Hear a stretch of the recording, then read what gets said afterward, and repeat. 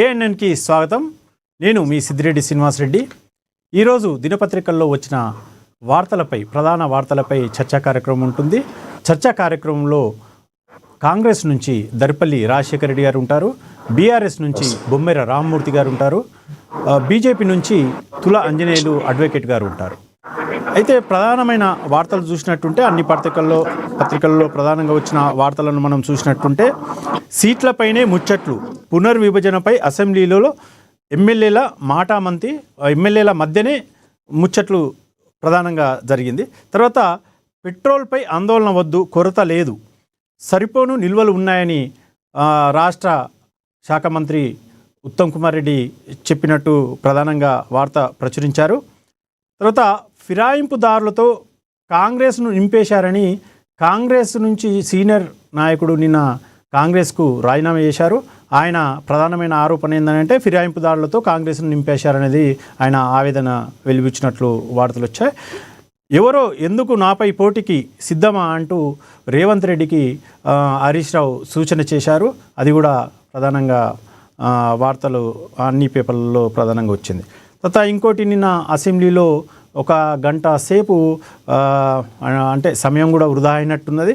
రాకేష్ రెడ్డిపై బగ్గుమన్న మంత్రులు, ఇప్పసారాకు ఇందిరమ్మ పేరు వద్దు అన్నందుకు ఆయన పైన దాదాపుగా ఒక గంట సేపు అసెంబ్లీలో వాడివేడిగా ఆందోళన జరిగింది. ఈ అంశాలపై మనం ఈరోజు చర్చా కార్యక్రమంలో పాల్గొంటాం. ముందుగా దర్పల్లి రాజశేఖర రెడ్డి గారు చెప్పండి. రాజశేఖర రెడ్డి గారు, ఈ సీట్లపైనే ముచ్చట్లు అంటే పునర్విభజనపై జరుగుతున్న చర్చ నిన్న మొత్తం కూడా అసెంబ్లీలో ఏ ఎమ్మెల్యే చూసినా ఎవరి మధ్యలో చూసినా ప్రధానంగా అదే చర్చ జరిగింది. దీనిపైన మీరు ఏ విధంగా చూస్తారు? ఇప్పుడిప్పుడే ఎదుగుతున్నాం మేము.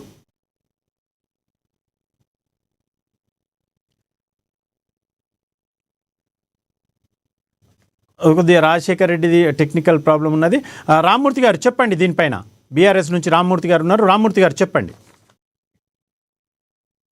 నాతోటి డిబేట్ లో పాల్గొంటున్న పెద్దలకు, యాజమాన్యానికి అందరికి నమస్కారం. వాస్తవానికి శాస్త్రీయబద్ధంగా ఈ పునర్విభజన అనేది అసెంబ్లీలు కానీ పార్లమెంటులో కానీ పార్లమెంటు స్థానాలు కానీ పెంచడం అనేది అవసరమే. ఎందుకంటే జనాభా ఎప్పుడో పెంచిన నియోజకవర్గాలు ఇప్పుడు చాలా ఎక్కువైపోయినాయి. జనాభా ప్రాతిపదికన పెంచాల్సిన అది శాస్త్రబద్ధంగా ఉండాలని మేము స్వాగతిస్తున్నాం. ఖచ్చితంగా బీఆర్ఎస్ పార్టీగా ఎక్కడ ఏవేవి మారుతాయి, ఎన్ని మారుతాయి, 60 స్థానాలు పెరుగుతాయని అంటున్నారు. అలాగే మహిళా రిజర్వేషన్ కూడా వస్తే వాళ్ళకే ఆ 60 స్థానాలు వాళ్ళకే పోయే అవకాశం ఉన్నది. కాబట్టి మహిళలకు కానీ అలాగే మహిళా రిజర్వేషన్ కానీ అలాగే పునర్విభజన ఈ యొక్క అసెంబ్లీల కానీ పార్లమెంట్ స్థానాలు పెంపు కానీ ఇవన్నీ కూడా ఖచ్చితంగా బీఆర్ఎస్ పార్టీగా సరే ప్రతిపక్షంలో ఉన్నప్పటికీ మేమైతే స్వాగతిస్తున్నాం, పెంచాలనే కోరుతున్నాం. ఎందుకంటే అవసరాలు, అక్కడ ఉన్న పరిస్థితులు, ఇప్పటికే జిల్లాలు పెంచుకున్నాం బ్రహ్మాండంగా. తెలంగాణ ప్రాంతంలో అభివృద్ధి గత 10 సంవత్సరాలు చాలా బ్రహ్మాండంగా శరవేగంగా జరిగినప్పటికీ ఇప్పుడు ఈ 2 సంవత్సరాలు మళ్ళీ కుట్టుబడ్డది.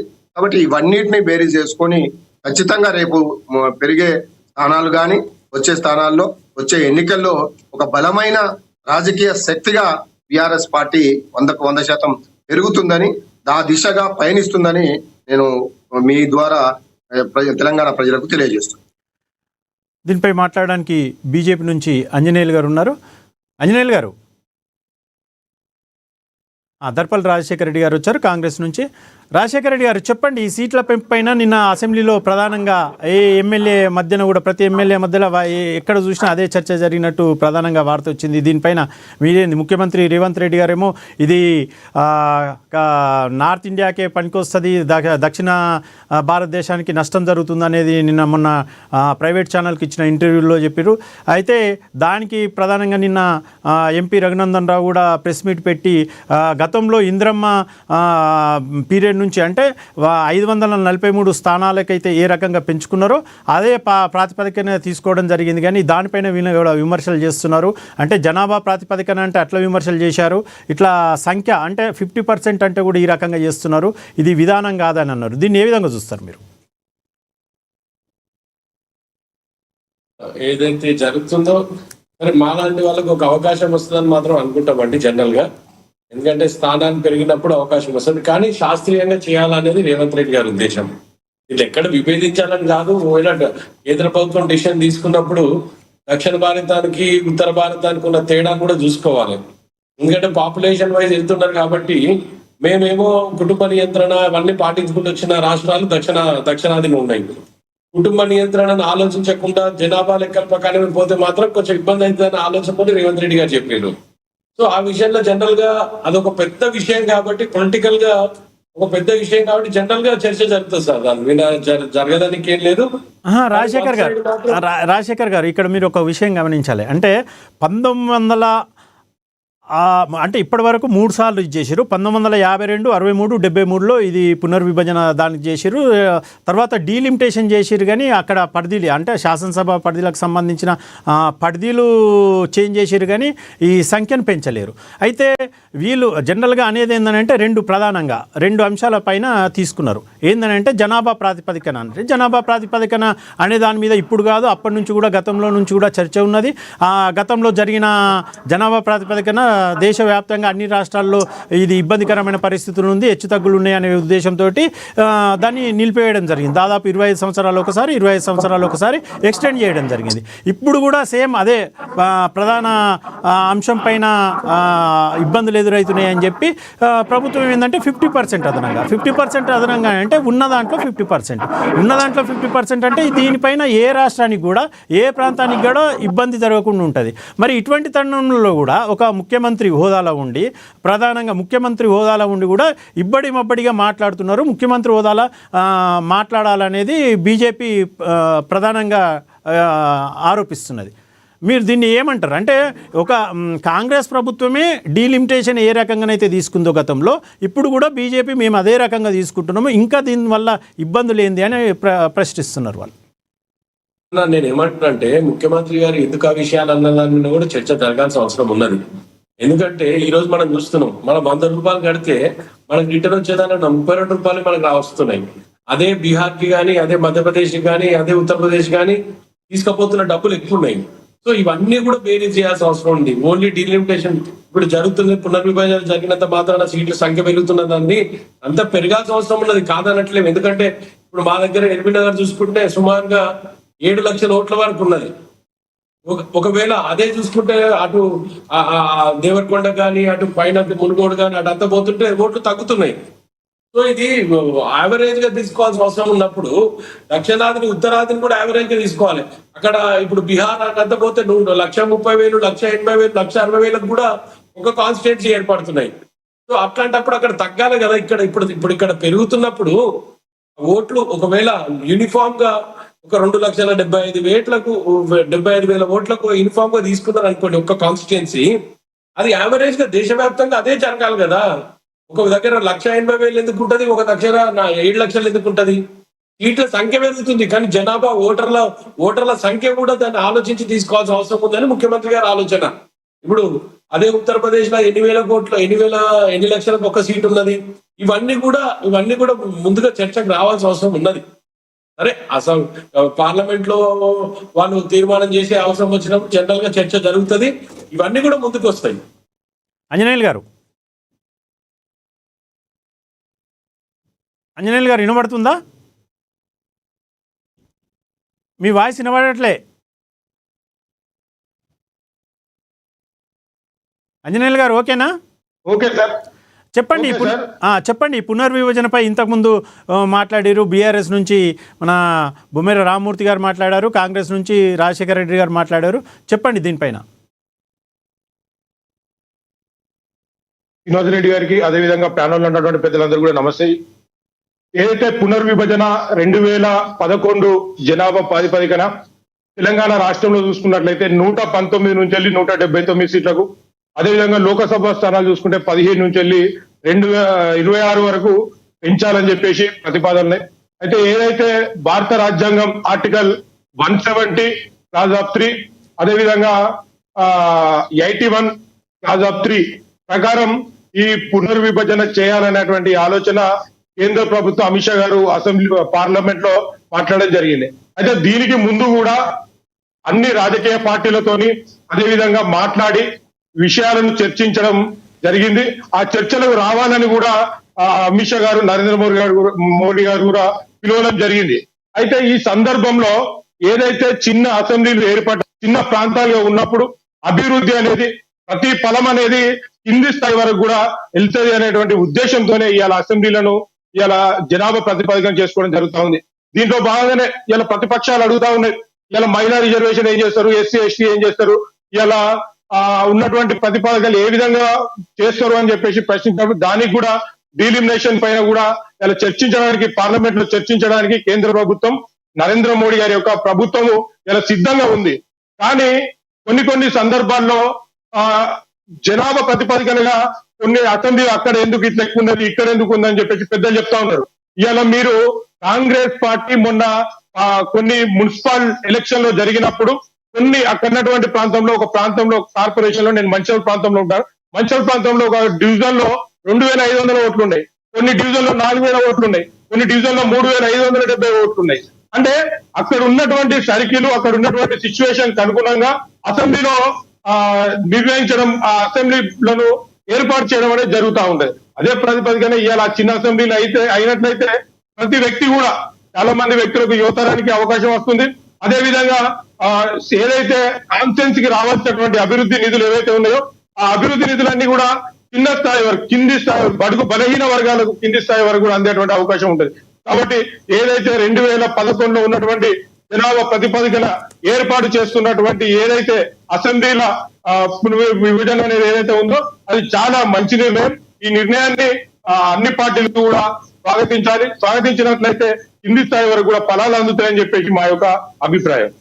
రామ్మూర్తి గారు చెప్పండి, అంటే జనాభా ప్రాతిపదికన కాకుండా జనాభా ప్రాతిపదికన అయితే హెచ్చుతగ్గులు ఉంటున్నాయి, అన్ని రాష్ట్రాల్లో ఈ రకమైన సమస్య వస్తుందని చెప్పి ఉన్న దాంట్లో పర్సెంటేజ్ అంటే 50% తీసుకోవడం జరుగుతున్నది. దీనిపైన కూడా కాంగ్రెస్ అంటే ముఖ్యమంత్రి రేవంత్ రెడ్డి అభ్యంతరం వ్యక్తం చేస్తున్నాడు. ఉత్తరాది దక్షిణాది అనేది ఫీలింగ్ తీసుకొస్తున్నట్టుగా అనిపిస్తుంది. దీన్ని మీరే విధంగా చూస్తారు? అంటే వాస్తవానికి ఇప్పుడు వాళ్ళు ఏ ప్రాతిపదిక మీద అన్ని సమానమైన అవకాశాలు అన్ని రాష్ట్రాలకు దక్కాలి. వాస్తవానికి మనకు జనాభా నియంత్రణ సమయంలో తెలంగాణ కొన్ని ఈ రాష్ట్రాలు ఇటు ఎక్కడ తమిళనాడు కానీ, మహారాష్ట్ర కానీ, కేరళ కానీ కొన్ని ఈ రాష్ట్రాలు మొత్తము మనకు జనాభా నియంత్రణను చాలా పకడ్బందీగా అమలు చేసినాయి. దానివల్ల ఏంటంటే ఇక్కడ జనాభా కొంచెం తగ్గుముఖం పట్టింది. జనాభా పెరిగింది మిగతా రాష్ట్రాలలో. దానివల్ల వీళ్ళు జనాభా ప్రాతిపదికనే తీసుకొస్తే మాత్రం ఖచ్చితంగా ఈ తెలంగాణ ప్రాంతానికి మిగతా మన పక్క రాష్ట్రాలకు లేదు. అది కాకుండానే ఉన్న సీట్లకు అదనంగా 50% అంటే దేశవ్యాప్తంగా అన్ని రాష్ట్రాల్లో అప్పుడు కేటాయించినప్పుడు ఉన్న జనాభా ఎంత, అప్పుడు ఏ ప్రాతిపదికన చేశారు, అప్పుడు మరి ఎందుకు ఇక్కడ తక్కువ సీట్లు ఇచ్చారనేది కూడా ఒక శాస్త్రీయబద్ధంగా ఒక కౌంటబుల్ అనేది రావాల్సిన అవసరం ఉన్నది. ప్రజల నిర్ణయానికి అనుగుణంగా, ప్రజల యొక్క అవసరాలకు అనుగుణంగా ఇప్పుడు కాంగ్రెస్ మిత్రులు చెప్పినట్టు ఒక దగ్గర 7 లక్షలు 8 లక్షల ఓట్లు ఉన్నాయి ఒకే నియోజకవర్గంలో, ఒక దగ్గర 1,00,000 ఓట్లే ఉన్నాయి. వీటిని మనం బేరీజ్ చేసుకొని ఈ రాష్ట్ర ప్రభుత్వాలకు నుంచి ఏమైనా సజెషన్ తీసుకుంటుందా, లేదు వాళ్ళే కేంద్ర ప్రభుత్వమే బలవంతంగా రుద్దుతుందా అనే దాన్ని కూడా కొంచెం మనము ఆలోచించాల్సిన అవసరం ఉన్నది. ఖచ్చితంగా ఏది ఏమైనప్పటికీ సమానంగా అన్ని రాష్ట్రాలకు ఏ విధంగానైతే ఈ యొక్క ఎమ్మెల్యే సీట్లు పెరుగుతాయో మాకు కూడా తెలంగాణ ప్రాంతానికి కూడా నష్టం జరగకుండా ఇక్కడ ఉన్న వారికి, ఎందుకంటే నేను కూడా 2 సార్లు ఎమ్మెల్యేగా పోటీ చేశాను మధ్యలో నుండి, కాబట్టి నాకు మళ్ళీ వచ్చే అవకాశం ఉండదు. దాదాపు 60 నియోజకవర్గాలు పెరిగితే ఖచ్చితంగా మా అందరికి అవకాశాలు వస్తాయి. కాబట్టి పెరగాలని చేస్తున్నాం. అది శాస్త్రబద్ధంగా ఉండాలి, అది అందరికీ ఆమోదయోగ్యంగా ఉండాలనేదే మా అభిప్రాయం. ఇంకోటి రాజశేఖర్ గారు, 2034 వరకు నేనే సీఎం అనేది ముఖ్యమంత్రి రేవంత్ రెడ్డి అంటున్నారు. దీనికి ఎందుకనంటే ఈ ప్రాతిపదికన అంటే డీలిమిటేషన్ వస్తుంది, మహిళా రిజర్వేషన్లు వస్తుంది, ఇవన్నీ కోణంలో కూడా మాకు ఇంకో 5 ఏళ్ళు కూడా అంటే టోటల్గా 10 ఏళ్ళు మాకు అధికారం కట్టబెడుతారు. 2034 వరకు కూడా నేనే సీఎం అనేది ముఖ్యమంత్రి రేవంత్ రెడ్డి చాలా సందర్భాల్లో అంటున్నారు. కానీ మొన్న మహేష్ కుమార్ గౌడ్ ఒక దాంట్లో చూసినట్టుంటే, ఒక కార్యక్రమంలో చూసినట్టుంటే బీసీ ముఖ్యమంత్రిగా మీరు పేరు అంటే బీసీ ముఖ్యమంత్రిగా ముందుగా డిక్లేర్ చేసే దమ్ముందా అన్నట్టు సవాల్ వేసినారు. ఓరు పిసిసి ప్రెసిడెంట్ మహేష్ కుమార్ గౌడ్ అటు బీఆర్ఎస్ను బీజేపీని ఛాలెంజ్ చేశారు. మరి ముఖ్యమంత్రి రేవంత్ రెడ్డి ఏమో నేనే ముఖ్యమంత్రిని 2034 వరకు అంటున్నారు. అంటే పిసిసి అధ్యక్షుడేమో ఆ రకంగా బీసీ ముఖ్యమంత్రి అంటున్నారు, ఈయన రేవంత్ రెడ్డి ఏమో నేనే ముఖ్యమంత్రి అంటున్నారు. అతను వాళ్ళ మిగతా పార్టీలకు ఛాలెంజ్ చేశారు. దీన్ని ఏ విధంగా చూస్తారు మీరు? రాజశేఖర్ గారు. చిన్న ఇప్పుడు ఒక ముఖ్యమంత్రి స్థానంలో ఉన్న వ్యక్తి ఖచ్చితంగా ఆ నమ్మకం ఉంటేనే చెప్తాడు. ఎందుకు చెప్తాడు? ప్రజాపాలన ఏ విధంగా అయితే ముందుకు పోతుందో పొద్దున్నే రాత్రి వరకు ఆయనకున్న ఇంటెలిజెన్స్ రిపోర్ట్స్ అనుకోండి, ఆయనకు జరుగుతున్న రాష్ట్రంలో ఏం జరుగుతుంది, అభివృద్ధి ఏ విధంగా మనం ముందుకు పోతున్నాము, కొన్ని నెరవేర్చుకుంటూ పోతే ఆటోమేటిక్ గా ప్రజలు మనం ఎప్పుడుంటారన్న నమ్మకంతో ఆయన నమ్మకం కలిగించాలా, నమ్మకం కలగాల, పబ్లిక్ లకు కూడా ఆ నమ్మకం సృష్టించాలన్న ఉద్దేశంతో ఖచ్చితంగా ఏ ముఖ్యమంత్రి అయినా ఆ లైన్ తీసుకోవాల్సిన అవసరం ఉన్నది. ఇంకోటి రేవంత్ రెడ్డి గారు ఏంటంటే, రేవంత్ రెడ్డి గారు ఈ రోజు వరకు ఏది చెప్పినా అది సాధ్యపడదు. ఇప్పుడు ఖచ్చితంగా ఇది చెప్పినా అంటే అది ఖచ్చితంగా అవుతుంది. అది ఈ రోజు వరకు అప్పుడు 240 సీట్ల కన్నా ఎక్కువ మించదు అన్నాడు, అంతకన్నా ఎక్కువ సీట్లు ఢిల్లీలో రాలేదు. ఇట్లా ఎన్నో అంశాలు ముఖ్యమంత్రి గారు చెప్పినట్టు జరిగినాయి కాబట్టి ఆయన నమ్మకంతో చెప్తాడు. ఎస్, మహేష్ కుమార్ గౌడ్ గారు అన్నట్టు ఖచ్చితంగా ఏదైనా సమయం వస్తుంది, రాదంటలేం. 34 కావచ్చు, 44 కావచ్చు, ఏదో రోజు. రామ్మూర్తి గారు, ఇప్పుడు నిన్ననే ఒక స్టేట్మెంట్ ఈ రోజే చూశాను. ఎవరు మన ఢిల్లీ మాజీ సీఎం కేజ్రీవాల్ ఒక స్టేట్మెంట్ ఇచ్చాడు. ఈ 2026 వరకు మోడీ గారు గాని అమిత్ షా గారు గాని ఉండే అవకాశం లేదు అని ఒక సంచలన స్టేట్మెంట్ ఇచ్చాడు. అదే విధంగా ఈ 2026 డిసెంబర్ వరకు రేవంత్ రెడ్డి ఉండడా అనేదే పెద్ద క్వశ్చన్ ఇక్కడ. ఎందుకంటే ఆయన తీసుకుంటున్న ప్రజా వ్యతిరేక నిర్ణయాలు, ఆయన తీసుకుంటున్న తెలంగాణ వ్యతిరేక నిర్ణయాలు, తెలంగాణ అభివృద్ధి కోసం కాకుండా తెలంగాణ మొత్తం ఆగమే దిశలో ఉంది. కాబట్టి ఖచ్చితంగా కాంగ్రెస్ పార్టీ బతికి బట్ట కట్టాలంటే ఇలాంటి నిర్ణయాలను మొత్తం తీసి పక్కన పెట్టాలి. 6 గ్యారంటీలపై 13 డిక్లరేషన్లపై ఇప్పటి వరకు ఒక్క నిర్ణయం కూడా సరిగ్గా ప్రకటించకుండా, ఒక్క హామీని కూడా చేయకుండా మళ్ళీ ఎట్లా ముందుకు మళ్ళీ గెలిపిస్తాం, మేమే వస్తామని చెప్పడానికి అంటే ఇక ఎన్ని తప్పులు చేసినా ప్రజలు చూస్తూ ఊరుకుంటారు. మీరు ఎన్ని హామీలు ఇచ్చినా కనీసం ముసలి వాళ్లకు, వృద్ధులకు ఇచ్చాల్సిన 4,000 రూపాయల పెన్షన్ ఇవ్వలేని కాంగ్రెస్ పార్టీ, 2,500 ఇస్తానన్న మహిళలకు ఇవ్వలేని కాంగ్రెస్ పార్టీ ఇంకా మళ్ళీ ఏం మొహం పెట్టుకొని మళ్ళీ ఓటేస్తారు? ప్రజలకు కూడా అర్థమైంది కదా. ప్రజలు కూడా పల్లెలలో, నేను గ్రామాలు తిరుగుతున్నాను, అయ్యా మాకు ఇట్లా ఆశ పెడితే మేము ఓటేసాం, ఆ ఆశ నిరాశలు అయిపోయినాయి. మేము అనుకున్నాం దళిత బంధు కేసీఆర్ గారు 10 లక్షలు ఇస్తే మేము 12 లక్షలు ఇస్తామన్నారు. దాదాపు 12 లక్షలు కాదు, ఇంతవరకు ఆ ఊసే ఎత్తడం లేదు. ఉద్యమకారులకు ఎన్నో హామీలు ఇచ్చారు. అంటే ఏ ఒక్కటి కూడా నెరవేర్చకుండా మేమేదో ఆకాశంలో మేడలు కడుతున్నట్టు అరిషేకులో వైకుంఠం చూపెట్టే ఈ అబద్ధాల కాంగ్రెస్ ని ఖచ్చితంగా అంతం చేయడమే ప్రజల యొక్క ముందున్న లక్ష్యం. ఖచ్చితంగా మళ్ళీ ఇక కాంగ్రెస్ వస్తుంది. మళ్ళీ 100 ఏళ్ల దాకా కాంగ్రెస్ కు ఓటేయాలంటేనే వెన్నులో వణుకు పుట్టేటట్టు ఈయన చేస్తున్న ప్రజా వ్యతిరేక నిర్ణయాలే మాకు కూడా ఒక శ్రీరామ రక్షక బీఆర్ఎస్ పార్టీకి అనుకూలంగా ఉన్నాయని ఈ సందర్భంగా మీ ద్వారా తెలియజేస్తున్నాం. కాంగ్రెస్ పార్టీ వాళ్ళు ఎన్ని చేసినా ఇప్పటికైనా చర్చ పెట్టమనండి. 3,47,000 కోట్ల రూపాయలు అప్పు తెచ్చి ఈ రాష్ట్రాన్ని అప్లమయం చేస్తున్నారు తప్ప మరి ఏమైనా ఆస్తులు సృష్టించిండ్రా, ఏమైనా కంపెనీ తెచ్చారా, ఏమైనా ప్రాజెక్టు కట్టారా, ఏం చేసిండ్రని 3,47,000 కోట్ల రూపాయలు అప్పు అయిందో మాకైతే అర్థం. రాజశేఖర్ గారు, బీఆర్ఎస్ ఏమంటుందంటే 100 ఏళ్ల దాకా ఓటేసే పరిస్థితి ఉండదు కాంగ్రెస్ కానీ అంటున్నారు. నేను ఏమంటున్నా, మొన్న నెల కిందనే చూసారు కదా వీళ్ళు ఎక్కడి వరకు అడుగంటిపోయినారు. ఎక్కువ రోజు పట్టలే. ఇప్పుడు పార్లమెంట్ ఎలక్షన్ లో 0, మన పంచాయతీ ఎలక్షన్ లో 22%, మొన్న మున్సిపల్ ఎలక్షన్ లో 18%. ఎక్కడ పోతున్నారు వీళ్ళు? అసలు ఉన్నారా? అసలు పార్టీ ఉందా వాళ్ళ పార్టీ? అసలు ఆలోచన చేసుకోవాలి. స్థానిక ఎన్నికలకు రాష్ట్ర ఎన్నికలకు సంబంధం ఉండదు. స్థానిక ఎన్నికల్లో మేము 99% గెలిచినాం, 60% కూడా గెలవలేదు. రామ్మూర్తి గారు, వాళ్ళు ఏమంటున్నారంటే పార్లమెంట్ లో, లోకల్ ఎలక్షన్స్ లో, అన్ని ఎలక్షన్స్ లో, మున్సిపల్ ఎలక్షన్స్ లో వాళ్ళు పోయారు, వాళ్ళు ఇట్లా మాట్లాడతారని అంటున్నారు వారు. చెప్పండి రామ్మూర్తి. నేనేమంటున్నా, మున్సిపల్ ఎన్నికలలో, స్థానిక ఎన్నికలలో మేము ప్రభుత్వంలో ఉన్నప్పుడు 100కు 100%, 98% గెలిచినాం. వీళ్ళు 60%. అంటే అర్థమైంది, ఈ 2 సంవత్సరాలలో వీళ్ళ యొక్క డొల్లాతనం, వీళ్ళ అబద్ధాల మాటలు బయటపడిపోయినాయి. ఇంకా ఎన్నికల సమయానికి వీళ్ళ మొత్తం కూడా బయటపడిపోతుంది, వీళ్ళ రంగంతా బయటపడుతుంది. కాబట్టి ప్రజలు చాలా క్లియర్ గా ఇప్పటికే ఒక మ్యాండేటరీకి వచ్చిండ్రు. ఖచ్చితంగా చూద్దాం. రాష్ట్రాన్ని మార్చే పరిస్థితి, అధికారాన్ని మార్చే పరిస్థితి, ఓటింగ్ అనేది వస్తే ఖచ్చితంగా బీఆర్ఎస్ పార్టీ గెలిచి తీరుతుందని ఈ రోజు మా శ్రీనివాసరెడ్డి గారికి రాసి పెట్టుకొని ఈ రోజు మాటని ఖచ్చితంగా మళ్ళీ ఎన్నికల తర్వాత బీఆర్ఎస్ పార్టీ అధికారంలోకి వస్తుంది. ఆంజనేయులు గారు చెప్పండి, కాంగ్రెస్నేమో 100 సంవత్సరాల దాకా ఓటేసే పరిస్థితి ఉండదు, కాంగ్రెస్ మళ్ళీ అధికారంలో రాదని బీఆర్ఎస్ నేత అంటున్నాడు. కాంగ్రెస్ నేత ఏమంటున్నాడంటే మొత్తం బీఆర్ఎస్ను బొందబెట్టిరు, అటు పార్లమెంట్ ఎన్నికలలో, లోకల్ ఎలక్షన్స్లో, మున్సిపల్ ఎలక్షన్స్లో రిజల్ట్ చూస్తేనే దీన్ని అర్థమవుతుందని కాంగ్రెస్ అంటున్నది. దీనిపైన మీరేమంటారు? ఏదైనా కూడా తెలంగాణ రాష్ట్రంలో కాంగ్రెస్ యొక్క పరిస్థితి చాప్టర్ క్లోజ్ అయిపోయినటువంటి పరిస్థితి. ఎందుకంటే నిన్న చూసాం, ఒక పెద్ద నాయకుడు జీవన్ రెడ్డి గారు పార్టీకి రాజీనామా చేసి వెళ్ళిపోయేటువంటి పరిస్థితి కల్పించారు. ఇవాళ ఈ కాంగ్రెస్ పార్టీ గెలుస్తుంది అనేటువంటి నమ్మకము, ఆలోచన, ఆశ ఉన్నప్పుడు ఏదైతే 9 మంది ఎమ్మెల్యేలు పార్టీ మారి, పార్టీ ఫిరాయించి ఇవాళ కాంగ్రెస్ పార్టీలో జాయిన్ అయితే కనీసం వాళ్ళతో రాజీనామా చేసి మేము మళ్ళా గెలుస్తామనే నమ్మకం ఎందుకు కలగట్లేదు?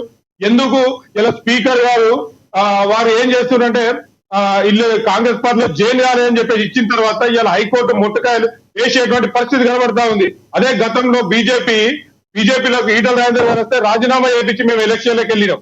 మరి అదే తరహాలో ఇవాళ కాంగ్రెస్ పార్టీ ఎందుకు 9 మంది ఎమ్మెల్యేలతో రాజీనామా చేసి మా నిజమైన కాంగ్రెస్ పార్టీలో చేరిండ్రు అని చెప్పేసి ఎందుకు నిరూపించుకోలేకపోతా ఉంది?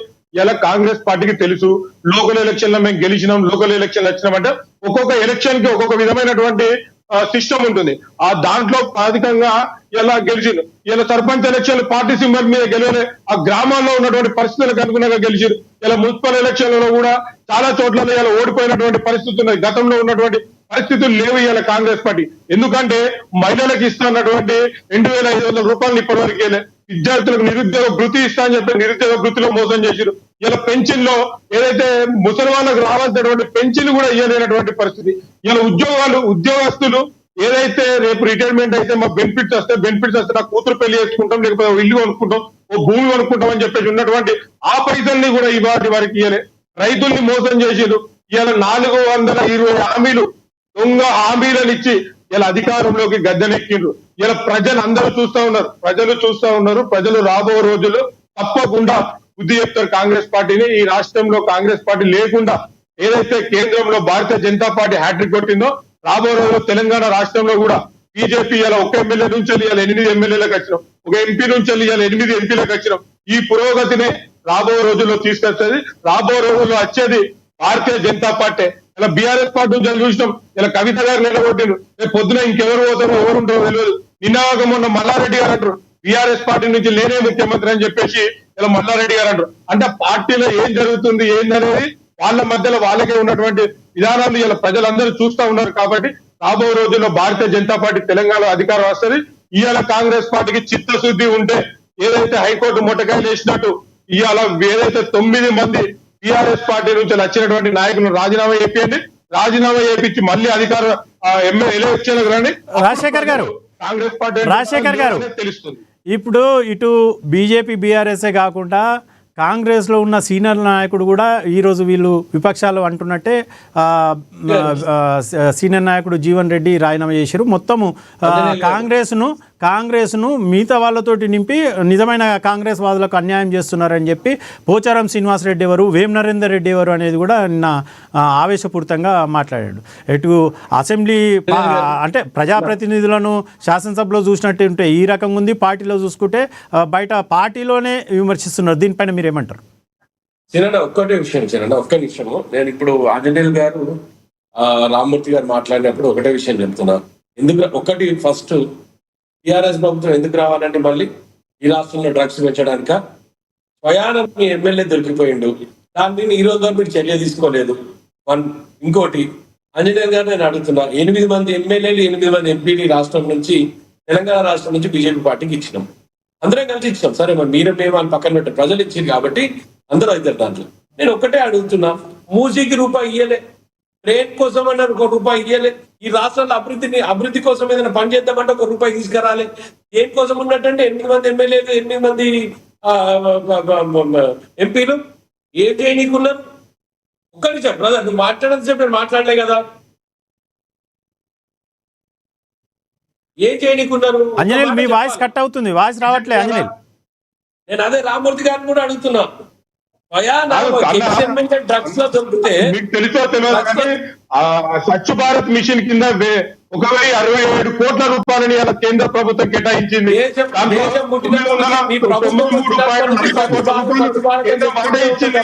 ఈ స్వచ్ఛ భారత్ మిషన్ అర్బన్ కింద 2.0 కింద, అంతేకాకుండా అర్బన్ ట్రాన్స్ఫర్మేషన్ కింద 3,849 కోట్ల రూపాయలని ఇలా హైదరాబాద్ సిటీ డెవలప్మెంట్ కిందకి ఇచ్చింది. మీ ఊరికి ఎంత వచ్చినాయి?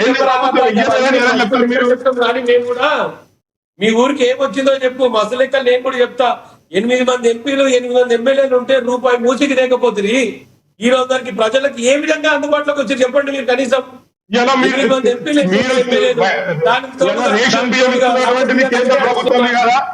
కేంద్ర ప్రభుత్వం ఇస్తలేదా? ఇవాళ మీరు సర్పంచ్ ఎలక్షన్ ఇన్ని రోజులు పెట్టిన తర్వాత ప్రతి గ్రామ సర్పంచ్ కి అక్కడ ఉన్నటువంటి ప్రతి జనాభా ప్రతిపాదన 7 నుంచి 10 లక్షలు మొన్ననే రిలీజ్ చేయడం జరిగింది. కాంట్రాక్టర్ చనిపోయినటువంటి పరిస్థితి ఉంది. మీ కాంగ్రెస్ పార్టీ వచ్చిన తర్వాత మీ కాంగ్రెస్ పార్టీ నాయకులు విమర్శించినటువంటి పరిస్థితి. రావాల్సిన డబ్బులు రావాల్సిందే కదా, రావాల్సిన డబ్బులు ఏ విధంగా రావాలో ఆ విధంగా ఇస్తారు. పైసలు కావాలంటే మీకు మీరు మాట్లాడడం డిస్టర్బ్ కూడా చేయలేదు వేరే వాళ్ళని. అక్కడ ఉన్నటువంటి నిజాలు మాట్లాడితే నేను ఏకీభవిస్తాను. ఏం లాభం దాని వల్ల? మీరు నిజాలు మాట్లాడితే నేను ఏకీభవిస్తాను. అన్ని అబద్ధాలు మాట్లాడితే నేను ఎక్కడన్నా మిమ్మల్ని ఆపినా? నేను మాట్లాడుతుంటే నేను నిజాలు మాట్లాడాలి, మీరు ఆపడం. మీరు నిజాలు చెప్పండి, మీరు నిజాలు చెప్పండి, నేను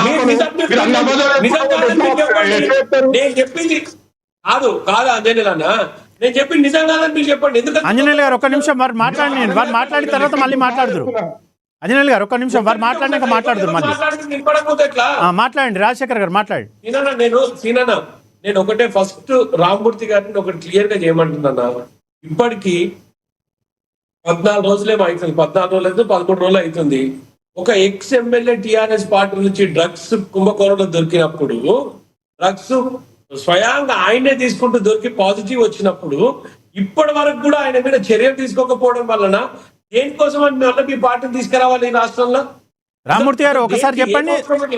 రామమూర్తి గారు రాజశేఖర్ గారు ఆ క్వశ్చన్ చేసి దాన్ని చెప్పండి. రాజశేఖర్ గారు నాకు మంచి మిత్రుడు, కానీ ఆయన ఎందుకో అభద్రతా భావంలో మాట్లాడుతున్నాడు. ఆయనకు నోటీసులు ఇచ్చినాము, నువ్వు పార్టీ కార్యక్రమంలో పాల్గొనొద్దని చెప్పినావు, ఇండైరెక్ట్ గా సస్పెండ్ చేసినట్టు చేసేసినాం. ఆల్రెడీ అయిపోయింది. అది కాదు ఇప్పుడు మాట్లాడాల్సింది. ఎవడో డ్రగ్స్ తీసుకుంటే దానికి బీఆర్ఎస్ పార్టీకి ముడిపెట్టడం సరే, తీసుకున్నాం. నేను ఒకటే అడుగుతున్నాను చాలా క్లియర్ గా, మీరు ఆ అసలు జరుగుతున్న విషయాలపై మాట్లాడకుండా, అరే కాదు Danam Nagender BRS party Congress party గది ఒక్కటి చెప్పమంటే దాని మీద సమాధానం చెప్పకుండా మీరు ముసలి వాళ్ళకి ఇస్తారన్న పెన్షన్ ఇక్కడన్నా ఇస్తారా ఇవ్వరా అవి చెప్పమంటే కోడిగుడ్డుకు దానికి పెట్టినట్టు విషయాలు మాట్లాడండి.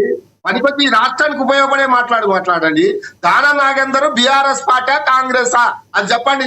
కాంగ్రెస్ లో చేరిందా లేదా? రామమూర్తి గారు ఒక విషయం.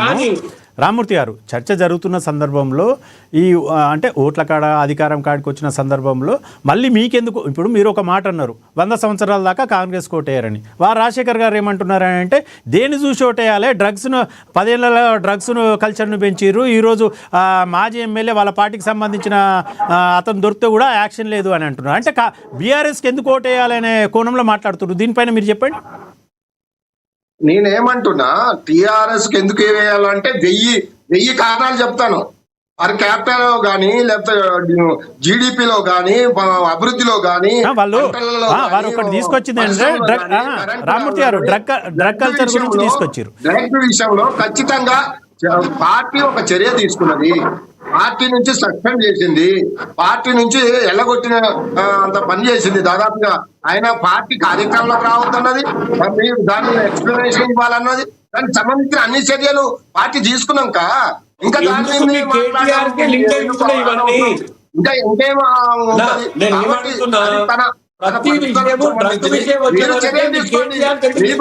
ఇప్పుడు అధికారం ఉన్నది ఎవరబ్బా? మీరు ఆయనను జైల్లో వేస్తారా? ఆయన మీద చర్యలు తీసుకుంటారా? మీరు కాంగ్రెస్ పార్టీగా అధికారంలో ఉన్న వాళ్ళు ఆయన మీద ఏం చర్యలు తీసుకోవాలో తీసుకోండి. తీసుకున్నారని అంటే అప్పుడు మా మీద తప్పు పట్టాలా? ఇప్పుడు మీరు ఆయన డ్రగ్ మీద దొరికాడు, మేము పార్టీ నుంచి సస్పెండ్ చేశాం, మీరు ఏం చర్యలు తీసుకుంటారో తీసుకోండి. మేమేమైనా వద్దంటున్నామా? మేమేమైనా అడ్డుపడుతున్నామా? దీనికి దానికి తెలంగాణ రాష్ట్ర ఇప్పుడు 8 గుండు సున్నా అన్నట్టు తెలంగాణ ప్రాంతం నుంచి ఇద్దరు, కాంగ్రెస్ నుండి 8 మంది ఎమ్మెల్యేలు ఎంపీలు, బీజేపీ నుండి 8 మంది ఎంపీలు పోయి ఈ తెలంగాణ రాష్ట్రానికి ఏం తెచ్చిరాయంటే గుండు సున్నా. ఏం లేదు కదా. బీఆర్ఎస్ పార్టీ ఉన్నప్పుడు ఎలా ఉండేది, ఇప్పుడు మాట అన్నాడు తెలుగుదేశం పార్టీ ఎంపీ ఈ రాష్ట్ర ఏర్పడమే ఒక చీకటి రోజు అని అన్నప్పుడు అదే బీఆర్ఎస్ నుండి ఒక్క ఎంపీ ఉన్నా గానీ అక్కడ ఆయన యొక్క చెమడాలు ఊడదీసేటోడు. ఎందుకు అంటే తెలంగాణ ఆత్మగౌరవాన్ని ఇంకా కించపరుస్తున్నది బీజేపీ పార్టీ, తెలంగాణ ఆత్మగౌరవాన్ని ఇంకా తొక్కాలని చూస్తుంది కాంగ్రెస్ పార్టీ, తెలంగాణ ఆత్మగౌరవాన్ని అమ్ముకోవాలని చూస్తున్నది కాంగ్రెస్ పార్టీ. కాబట్టి ఇది ఆంధ్ర వాళ్ళకు తాకట్టు పెట్టడము, వేరే వాళ్ళకు తాకట్టు పెట్టి తెలంగాణ ప్రాంతాన్ని అభివృద్ధి బీజేపీ కాంగ్రెస్ టీడీపీ 3 ఏకమై తెలంగాణ రాష్ట్రాన్ని ఆగం చేసే కుట్రలు చేస్తున్నారు. ఇవన్నీ జరగాలి అంటే, ఇవన్నీ బంద్ కావాలంటే బీఆర్ఎస్ పార్టీ అధికారంలో ఉండాలి, బీఆర్ఎస్ పార్టీ ఎంపీలు పార్లమెంట్ లో ఉండాలి. తెలంగాణకు రావాల్సిన అన్ని హక్కులు సాధించబడతాయి. వీళ్ళ వల్ల ఏది చెప్పండి. ఎక్కడ కూడా మాట్లాడరు. ఒక్క నిమిషం రామ్మూర్తి గారు, నిధుల గురించి ఎవరు మాట్లాడరు. ఒక్క నిమిషం రామ్మూర్తి గారు, ఒక్క నిమిషం చెప్పండి. అన్న, నేను ఇప్పుడు జీవన్ రెడ్డి గారి అంశం ఇప్పుడే సోదరులు తీసిర్రు. వేం నరేందర్ రెడ్డి గారికి ఎందుకు ఇవ్వాల్సి వచ్చింది, వేం నరేందర్ రెడ్డి ఎవరి రాష్ట్రంలో అని అడిగిర్రు. నేను ఒకటే అడుగుతున్నా, వేం నరేందర్ రెడ్డి గారు ఈ కాంగ్రెస్ పార్టీలో జాయిన్ అయిన రోజు అడిగింటే బాగుంటుండేనేమో అని నేను అంటున్నా. వేం నరేందర్ రెడ్డి గారు ఆ రోజు రేవంత్ రెడ్డి గారు వెంబడి కాంగ్రెస్ పార్టీలో జాయిన్ అయినప్పుడు మీరు అడిగింటే బాగుంటుండే. ఇప్పుడు ఇన్ని రోజులుగా ఆయన సర్వీసెస్ మన పార్టీ కోసం ఇచ్చిండు. మీకు ఓపెన్ గా ఇచ్చిండా, ఇంటర్నల్ గా ఇచ్చిండా, ఎంతమందిని కోఆర్డినేట్ చేసిండా అనేది లోపల పార్టీలో పనిచేసిన కూడా అర్థమవుతుంది. సరే, ఫ్రస్ట్రేషన్ లో జీవన్ రెడ్డి గారు మాట్లాడిండొచ్చు, ఆయన సీనియర్ నాయకుడు, ఆయన పార్టీలోకి వెళ్ళిపోయినా మేమైతే ఆయన మీద గౌరవం అయితే కోల్పోము. ఖచ్చితంగా ఆయన మీద ఉండాల్సిన గౌరవం ఉంటది. కానీ మనం పోతున్నప్పుడు ఎవరు ఒకరిద్దరిని అనిపోదామనే పద్ధతి పెద్ద మనిషి అయిన జీవన్ రెడ్డి. ఇంకోటి పోచారం శ్రీనివాస్ రెడ్డి గురించి కూడా చెప్పారు. పోచారం శ్రీనివాస్ రెడ్డి ఎవరు అనేది కూడా అరే, ఆయన కూడా ఒక ఎమ్మెల్యే. కాంగ్రెస్ పార్టీలో నడుస్తున్న పరిస్థితులు, కాంగ్రెస్ పార్టీ పబ్లిక్ చేసిన విధానం నచ్చింది కాబట్టి మన పార్టీలకు రావాలని ఆలోచించిండు. దాంట్లో తప్పెక్కడ వచ్చింది? పోయినసారి 21 మంది ఎమ్మెల్యేలను తీసుకుని టీఆర్ఎస్ పార్టీకి మా పార్టీకి వచ్చిండ్రని ఎందుకు చెప్తా లేదు? మరి వచ్చిండ్రని చెప్పారు రాదండి. కనీసం మా పార్టీలో మా పార్టీకి వచ్చిండ్రని చెప్పాలి. ఎందుకు మరి దొంగ ఎక్కడ ఉండాలో ఏం చేయాలో గాలి చేయాలని ఎందుకు అబద్ధాలు? దమ్ము లేక గెలవలేక మీకు దమ్ముంటే 10 మందిని రాజీనామాలు చేసి దిగండి, పోటీలో దిగండి. అప్పుడు ఒక్క నిమిషం అంజనేయులు గారు ఇంతకుముందు రామ్మూర్తి, ఒక్క నిమిషం అంజనేయులు గారు, మీరు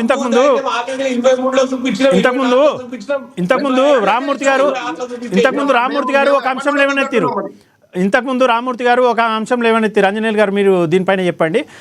అటు కాంగ్రెస్ కానీ ఇటు బీజేపీ కానీ ఎంపీలను గెలిపించిన తర్వాత కూడా ఏమి రాష్ట్రానికి సాధించింది లేదు. అక్కడ వేరే పక్క రాష్ట్రం చూసుకున్నట్టుంటే ఇది చేస్తున్నారు, మళ్ళీ సెంటిమెంట్ను రగిలిచ్చే ప్రయత్నం చేస్తున్నారు. అంటే బీఆర్ఎస్ ఉంటే ఈ రకమైన ఇబ్బంది ఉండకపోయేది అని అంటున్నారు. దీనిపైన మీరేమంటారు? నరేంద్ర మోడీ గారి ప్రభుత్వము తెలంగాణ రాష్ట్రంలో డబుల్ బెడ్రూమ్ ఇల్లు కట్టడానికి దాంట్లో 60% కేంద్ర ప్రభుత్వమే. మరుగుదొడ్లు స్వచ్ఛ భారత్ కింద మరుగుదొడ్లు ప్రతి ఇంటికి గృహిణికి తప్పకుండా మరుగుదొడ్లు ఉండాలని చెప్పేసి కట్టింది కేంద్ర ప్రభుత్వమే. ఇలా దాంట్లో 80% కేంద్ర ప్రభుత్వమే. ప్రతి గ్రామాల్లో శ్మశాన వాటికలకు బడ్జెట్ ఇచ్చింది కేంద్ర ప్రభుత్వమే. అంతేకాకుండా రేషన్ బియ్యాన్ని ఇలా ఇస్తున్నది కేంద్ర ప్రభుత్వమే. ఇలా తెలంగాణ రాష్ట్రంలో బీజేపీ నాయకులు ఎంపీలు గెలిస్తే ఈ తెలంగాణ రాష్ట్రానికి బాగుపడతానే ఉద్దేశంతోనే బీఆర్ఎస్ పార్టీలో ఒక్క ఎంపీ గెలవకుండా ఇలా భారతీయ జనతా పార్టీకి 8 ఎంపీలు ఇచ్చారు. బీజేపీ ఎక్కడ ఉన్నదని చెప్పేసి ఎంపీలు ఏడు ఉన్నదని చెప్పేసి అడిగినటువంటి బీఆర్ఎస్ కేసీఆర్ గుణపాఠం వచ్చే విధంగా తన బిడ్డనే ఓడగొట్టినటువంటి పరిస్థితి ఇవాళ తెలంగాణ రాష్ట్రంలో ఉన్నది. తెలంగాణ రాష్ట్రానికి భారతీయ జనతా పార్టీ ఏదైతే రైల్వేల కింద 32,893 కోట్ల రూపాయలు ఇచ్చింది. రేషన్ సరఫరాకు 27,612 కోట్లు. ఇలా చెప్పుకుంటూ పోతే రైతాంగానికి అంచెలు మొదలుకుంటే ఎన్నో రకాల ఇవాళ తెలంగాణ రాష్ట్రానికి భారతీయ జనతా పార్టీ ఇచ్చింది. అంటే ఇవాళ నిధులు వస్తే డైరెక్ట్ రేవంత్ రెడ్డి ఖాతాలో పడితే ఆ రేవంత్ రెడ్డి పైసలు పట్టుకపోయి రాహుల్ గాంధీకి ఇవ్వాలి, మన రాహుల్ గాంధీ కుటుంబం కష్టాల్లో ఉందని చెప్పి తీసుకుపోయి ఇస్తేనే వీళ్ళకు డైరెక్ట్ అకౌంట్ లోకి ఇస్తేనే బడ్జెట్ వచ్చినట్టు అని చెప్పేసి అనుకుంటున్నారు కావచ్చు. కాదు, ప్రజలకు మేలయ్యే విధంగా ప్రైవేట్ గా ప్రజలకు అందే విధంగా ప్రతి ఫలం ప్రజలకు అందే విధంగా ఇవాళ నరేంద్ర మోడీ గారి ప్రభుత్వం చేస్తా ఉంది. ఇవాళ జాతీయ రహదారుల గురించి తెలంగాణ రాష్ట్రంలో చూసుకుంటే 1,88,194 కోట్ల రూపాయలు ఇచ్చింది. ఇలా విద్యుత్ కు ఇలా 23,937 కోట్లు ఇచ్చింది. ఇలా తెలంగాణ రాష్ట్రానికి ఇంకొక అన్యాయం జరగబోతా ఉంది కాంగ్రెస్ పార్టీ కాబట్టి. ఏదైతే జైపూర్ మండలం పెగలపల్లిలో ఉన్నటువంటి పవర్ ప్లాంట్ కి 27,000 కోట్ల బకాయిలు ఉన్నది. 27,1200 మెగావాట్లతో ఉన్నటువంటి ఆ పవర్ ప్లాంట్ కు 27,000 కోట్ల రూపాయలు ఇవాళ కాంగ్రెస్ పార్టీ అప్పున్నది. అప్పు ఉండడం కారణంగా కొత్త గడుతున్నటువంటి 800 మెగావాట్ల కరెంటును ఈ రాష్ట్ర ప్రభుత్వానికి మేము ఇవ్వము, మీరు బకాయిలు కట్టట్లేదు, మేము ఇబ్బందులు ఎదుర్కొంటున్నాం అని చెప్పేసి టెండర్ లో రాజస్థాన్ కు కరెంటు సప్లై చేసే విధంగా జరుగుతా ఉంది. అంటే ఈ రాష్ట్ర ప్రభుత్వానికి మన రాష్ట్రం నుంచి కరెంటు పోతున్నా కూడా సోయలేనటువంటి పరిస్థితి. వీళ్ళు కేవలం ఏదైతే రాష్ట్రాన్ని అప్పుల పాలు చేసి ఇలా రాష్ట్రం మొత్తాన్ని దివాలా కోరకు మార్చినటువంటి పరిస్థితి ఇలా కాంగ్రెస్ పార్టీ తెలంగాణ రాష్ట్రానికి ఏ రాష్ట్రంలో ఉన్నటువంటి కాంగ్రెస్ పార్టీ. మళ్ళీ వస్తా ఆంజనేయులు గారు మీ దగ్గరికి, మళ్ళీ వస్తా రాజశేఖర్ గారు ఒక్క నిమిషం, రాజశేఖర్ గారు ఒక్క విషయం, మళ్ళీ వస్తాం మీ దగ్గరికి. రాజశేఖర్ గారు ఈ అంశం మీద ఇంకొక అంశం మీద పోదాము. వినండి రాజశేఖర్ గారు, మరొక అంశం మీద పోదాము. ఇంకొకటి రీసెంట్లీ అది మళ్ళీ మన అదృష్టం ఎట్లుందంటే ఈ రాష్ట్రంలో ఈ దేశంలో 2016 డిమానిటైజేషన్ కోసం లైన్ నిల్చోబెట్టిండు మోడీ. కోవిడ్ సమస్యలు వచ్చినప్పుడు ఆ సమస్యను సరైన రీతిలో తీర్చకుండా లైన్ నిల్చోబెట్టిండు మోడీ. ఈ రోజు పెట్రోల్ డీజిల్ ఉందా తెలియక లేదా తెలియక పొద్దున్నేస్తే గత 3 రోజుల నుంచి ఎల్పిజి గ్యాస్ కోసం లైన్ నిల్చోబెడుతున్నారు మోడీ. ఇక వీళ్ళు మాట్లాడతారు ఏంటన్నా. సరే రాజశేఖర్ గారు ఈ అంశం మీద ఈ అంశాలపైన మళ్ళా చాలా సార్లు మాట్లాడదాము. ఒక్క నిమిషం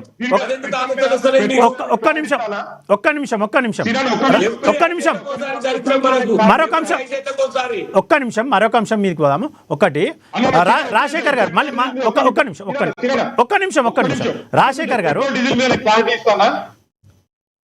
ఎవ్రీ 5 ఏళ్లకోసారి ఈ దేశానికి దరిద్రం పడుతుంటది ఏదో ఒక రూపకంగా.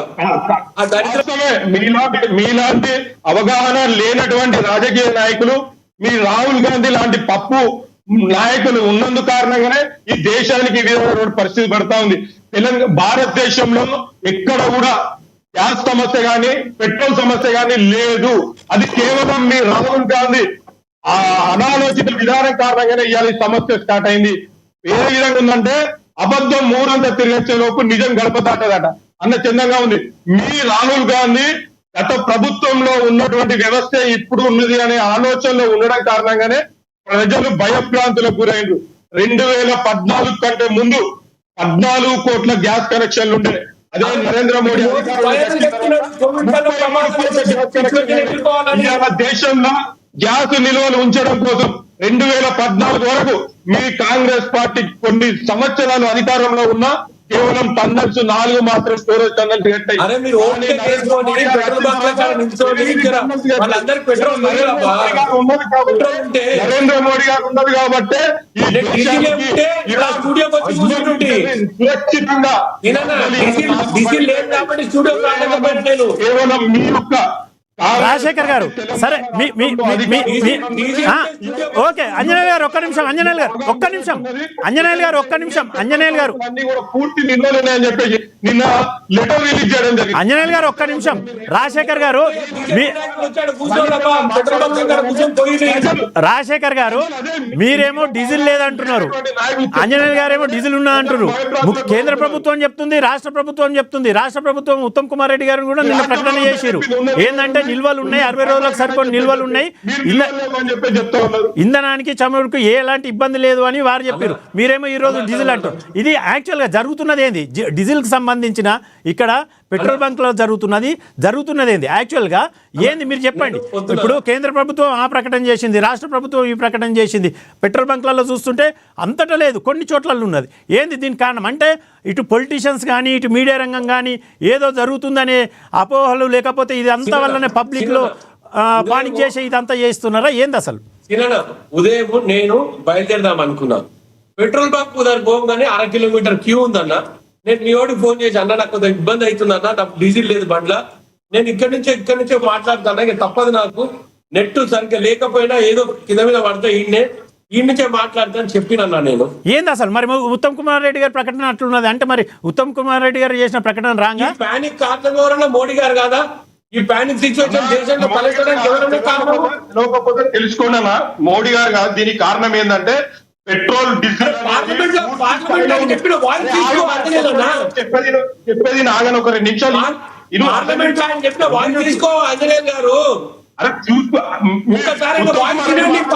మాట్లాడింది ఉత్తమ్ కుమార్ రెడ్డి మాట్లాడిన మోడీ గారు. ఒక్క నిమిషం నేను చెప్తా కదా, దాని క్లారిటీ తాగండి. ఇవాళ ఏదైతే ఏదైతే పెట్రోల్ పంపులు రామూర్తి గారు మార్చి ఇయర్ కాబట్టి కేవలం నెట్ పేమెంట్ కట్టి పాత బకాయిలు కట్టాలి, లేకపోతే నెట్ పేమెంట్ కట్టి డీజిల్ తెచ్చుకోవాలి, పెట్రోల్ తెచ్చుకోవాలి.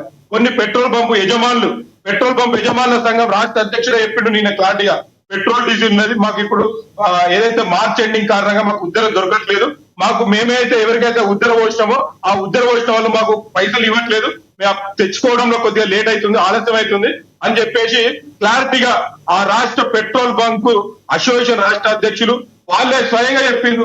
అంతేకాకుండా దాని నుంచి కూడా ఒక లెటర్ కూడా రిలీజ్ చేసారు నిన్న. ఇంతకంటే ఏం కావాలి? ఆ నో స్టాక్ అనేటువంటి బోర్డు ఉండడానికి కారణం వాళ్ళు తెచ్చుకోకపోవడే. నేను ఒక పెట్రోల్ పంప్ లో కూర్చున్నాండి, వాళ్ళు పొద్దున 10 గంటలకు డీడీ తీసిరు, 2:30కు ట్యాంకర్ వచ్చిందండి.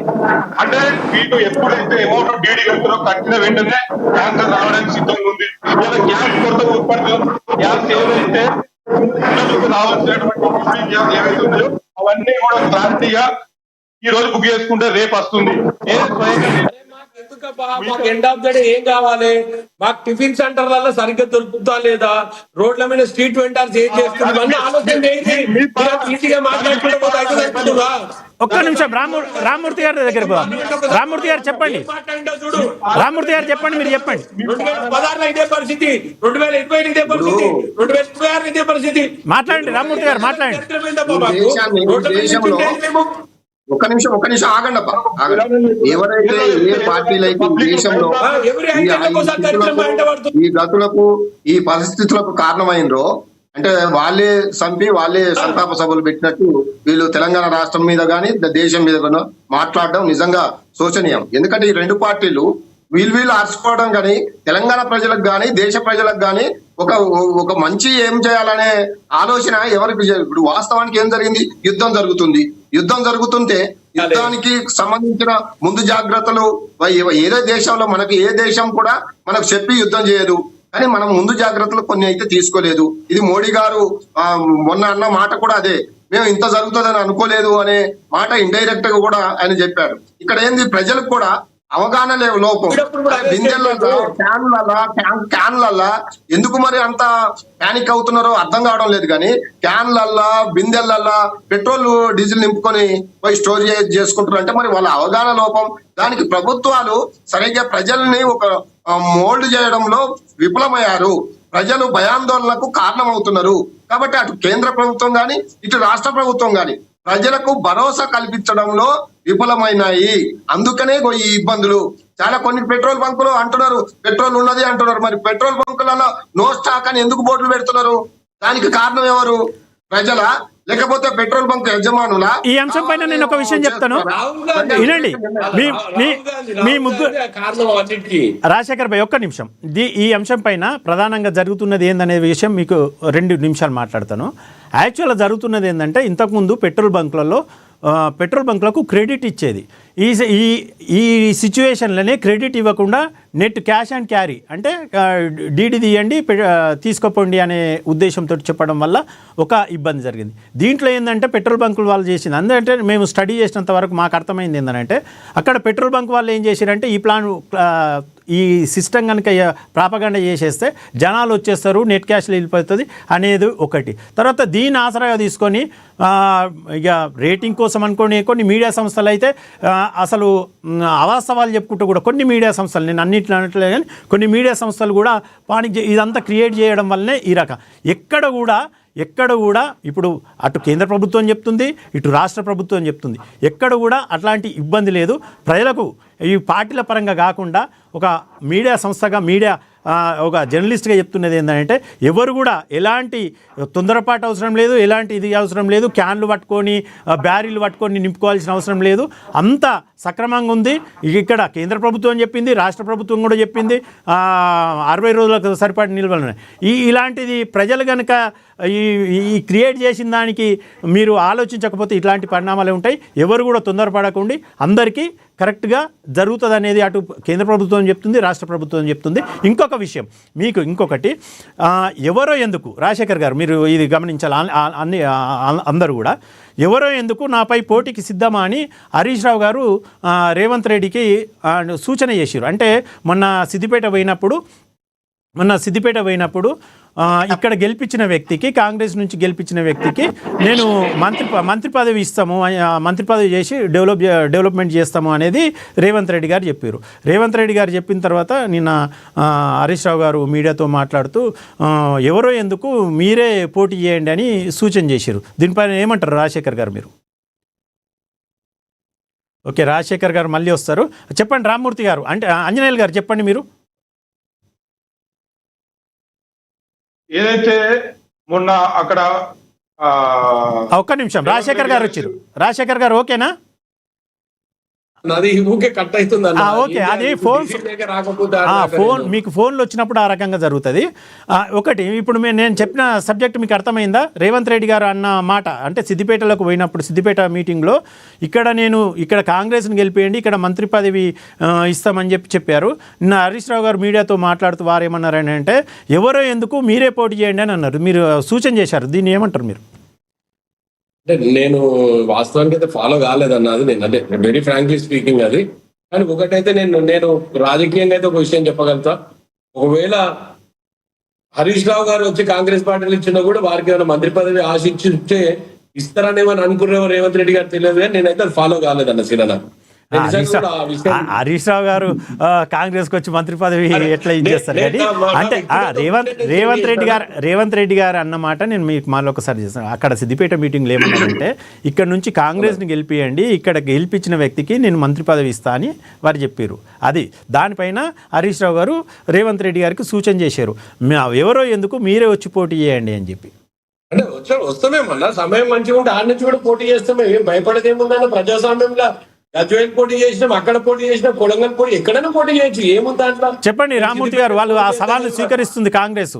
100% సిద్దిపేట సపరేట్ రాజ్యాంగం రాసిరా ఇది?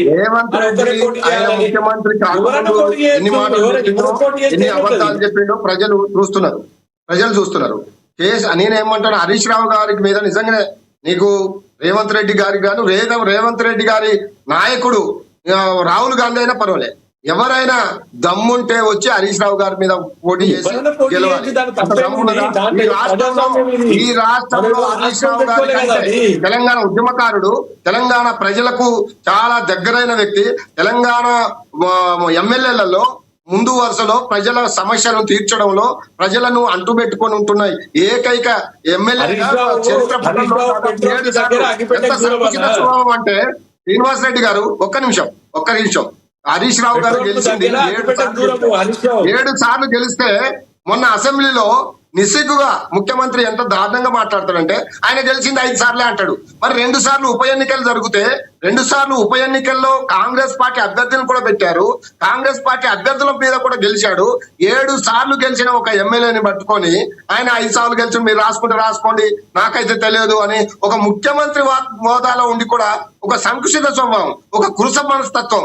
కాబట్టి ఈ మనస్తత్వం వల్లనే తెలంగాణ ఆగమైపోతుంది. కాబట్టి ఒక బ్లాడ్ కాన్సెప్ట్ లేకుండా కేసీఆర్ గారిని తిట్టాలా, బీఆర్ఎస్ పార్టీని తిట్టాలా, ఆయన చేస్తున్న ప్రజా వ్యతిరేక నిర్ణయాలకు డైవర్షన్ పాలిటిక్స్ చేయడమే ఆయన నైజం తప్ప తెలంగాణ ఈయన వల్ల మళ్ళా ఒక 100 ఏళ్లు వెనకబడే ప్రమాదం ఉన్నది. ఇప్పటికైనా మీ కాంగ్రెస్ నాయకులకు, కరడు కట్టిన కాంగ్రెస్ నాయకులకు అర్థం కావట్లేదు.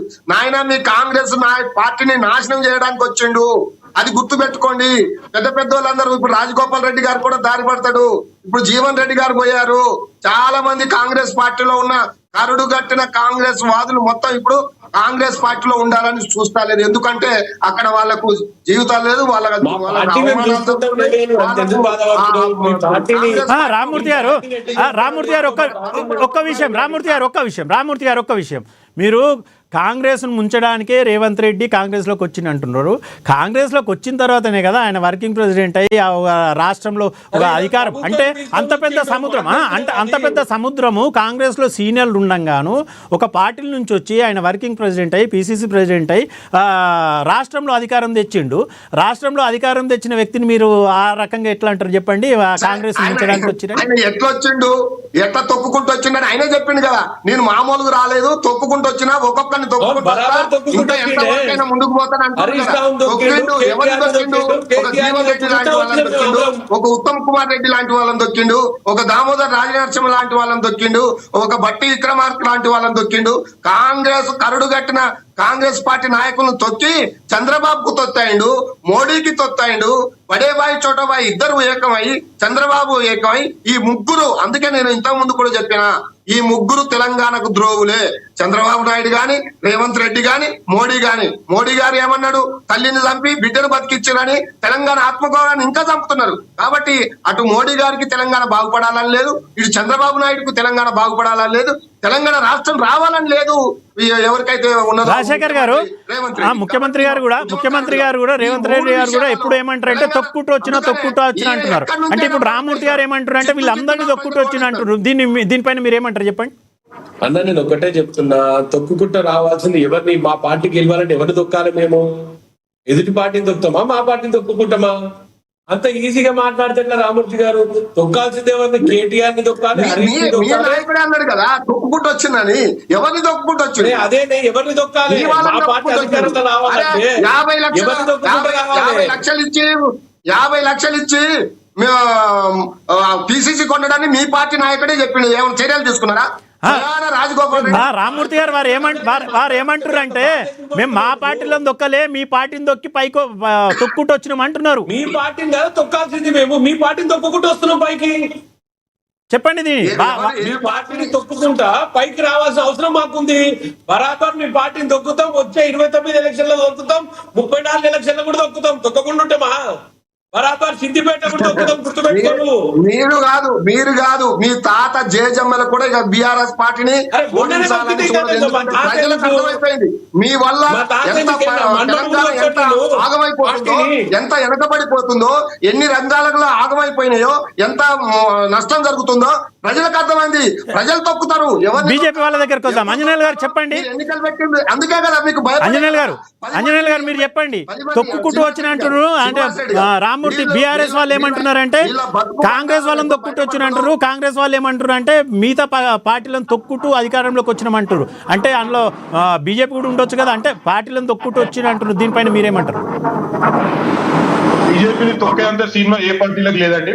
అది పునర్వ్యవస్థీకరణటువంటి విధంగా వెలుగుతుంటుంది. 2 సీట్ల నుంచి వెళ్ళి ఇవాళ 3 సార్లు హ్యాట్రిక్ కొట్టే స్థాయికి ఇవాళ భారతీయ జనతా పార్టీ దేశంలో ఉన్నది. ఇవాళ వీళ్ళు ఈ పార్టీలో నుంచి ఆ పార్టీలకు, ఆ పార్టీలో నుంచి ఈ పార్టీలకు పోయి డ్రామాలు ఆడమే తప్ప ఇంకోటి ఏముండదు. ఇంకో విషయం, రేవంత్ రెడ్డి గారికి అంత గెలుస్తానే నమ్మకం ఉన్నప్పుడు 2 చోట్ల అసెంబ్లీ స్థానాల్లో 2 చోట్ల ఎందుకు పోటీ చేయాల్సిన పరిస్థితి ఏర్పడ్డది? 2 చోట్ల పోటీ చేసినప్పుడు, అంత నాయకుడు అనుకున్నప్పుడు, అంత తొక్కి ఎదిగే నాయకుడు అనుకున్నప్పుడు 2 స్థానాల్లో ఎందుకు గెలవలే? ఒక స్థానంలో చిత్తుగా ఓడిపోవాల్సిన పరిస్థితి ఎందుకు వచ్చింది?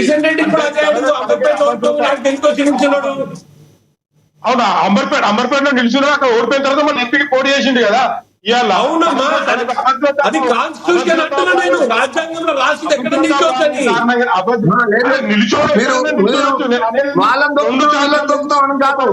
10 మంది ఎమ్మెల్యేలు మీ పార్టీలకు వచ్చిన వాళ్లకు రాజీనామాలు చేయించి పోటీ చేయండి. అప్పుడు ఎవరు తొక్కుతారో జనరల్ ఎన్నికలు రాకెందుకు తొక్కుతారు, కాబట్టి ఎవరైతే అక్రమంగా అన్యాయంగా మీ పార్టీలకు వచ్చారో వాళ్ళ మీద రాజీనామాలు చేయండి, రాజీనామాలు పెట్టండి, ఎన్నికలకు రండి. అప్పుడు ఏ పార్టీ ఆ భయం ఎందుకు ఏర్పడుతుంది? మీకెందుకు ఆ దమ్ము లేకుండా పోతుంది?